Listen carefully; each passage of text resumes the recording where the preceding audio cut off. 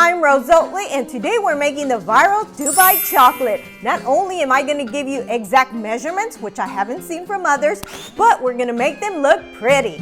Let's get cooking. Now, I did go to a Turkish store and tried the Dubai chocolate, and I thought it was delicious, but I have to tell you, when I created my own, I found it to taste even better. So I really hope that you enjoy my version of the Dubai chocolate. I have seen these chocolate bars run for as much as $40.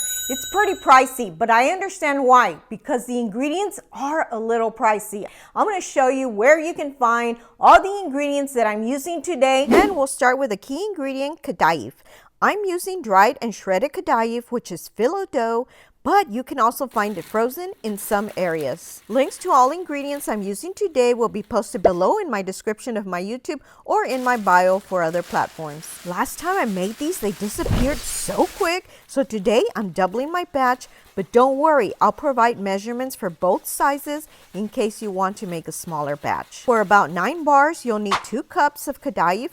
Today I'm using 4 cups to ensure there's plenty to go around. In a deep pan, I'm melting 4 tablespoons of unsalted butter. If you're making the smaller batch, just use 2 tablespoons. Once melted, add your Kadayif. Carefully stir it into the melted butter.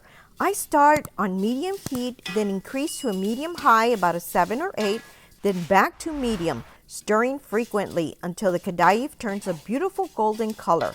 Don't turn up your heat too high. You don't want to burn it. Once golden, it's done. Add it to a bowl.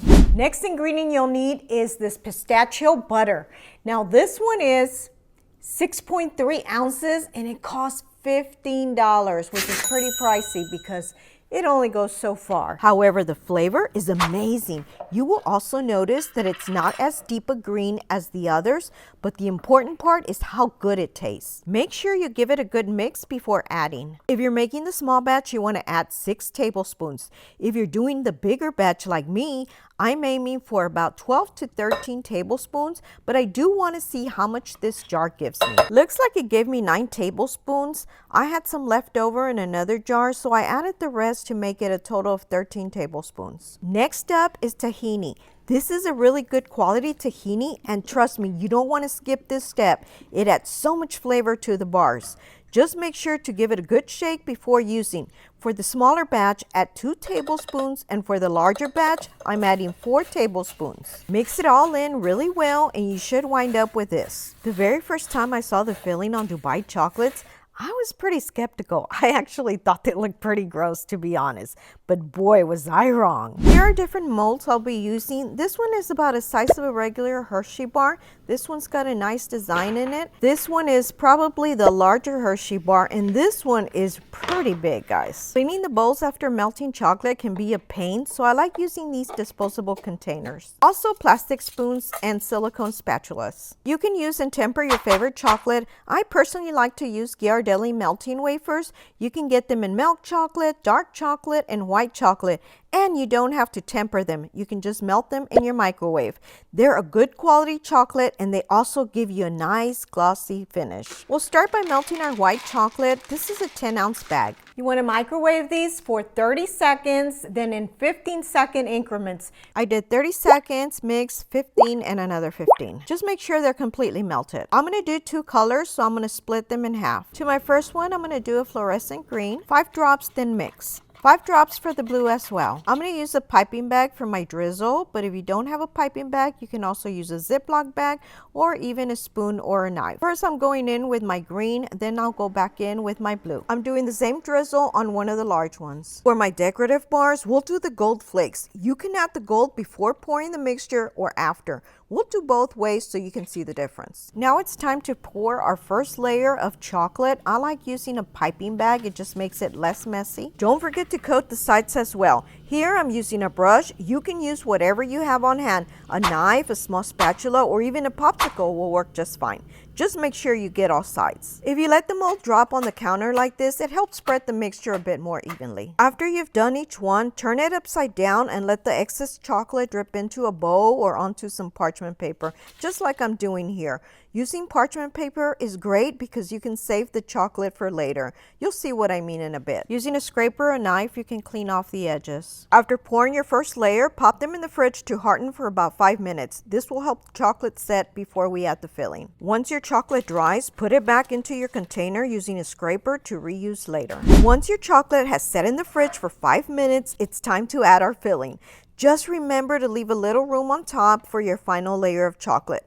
After adding the filling, I like to run a knife around the edges. This helps the chocolate seep in on the sides, ensuring that no filling shows through. Our filling made a total of 18 regular sized bars and 1 large one, giving us a total of 19 delicious bars. Once you've added all your filling, melt your chocolate for the final layer. Then pour it generously on top, making sure to cover the edges as well.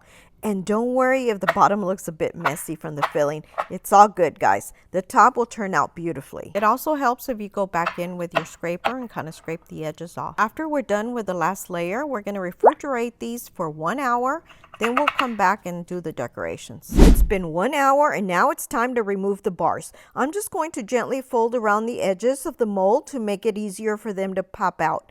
Let's take a look. If you see any chocolate on the ends, you can simply break those off. They should come off pretty easy. Now let's take a look at our gold flake bar. It looks beautiful. Now just a heads up, I accidentally broke my larger one, so be extra gentle when removing them. The larger bars might also take a bit more time to cure, so keep that in mind. For this decorative bar, I'm going to use a touch of silver flakes. As always, you can find all the links in the description below. These flakes go on pretty easily, but I recommend adding them at the end instead of before pouring the chocolate. I think they look shinier this way. Let's add a little more gold to the bars that already have the gold flakes, just so you can see the difference. It'll give them an extra pop of elegance. I ended up making the large bar after all, and wow, it's pretty big. This one is a thick one. Let's see how we can make it even more impressive. I'm going to mix a little vodka with some gold luster for the large bar, just like I do with my chocolate covered strawberries. I'll start by adding the first layer, which will be faint,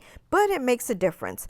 After that, I'll switch to brushing on the gold luster without the vodka for a more vibrant finish. After adding the gold, I'm going to go in with a little bit of chocolate drizzle to use as glue for sprinkles.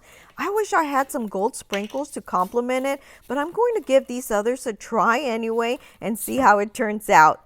I'm doing both sides, and then I want to add a dollop of chocolate in the center, this time sprinkling some crushed pistachios on top. Let's finish it off with a little more drizzle. Now let me show you all the different designs I've created. Here's the big one, though it didn't quite turn out as I had hoped. I also picked up these adorable little clear packages for my chocolate.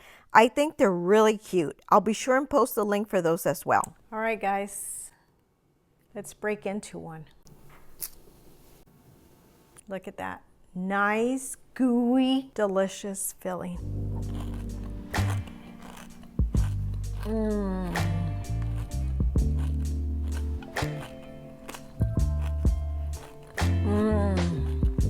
So good.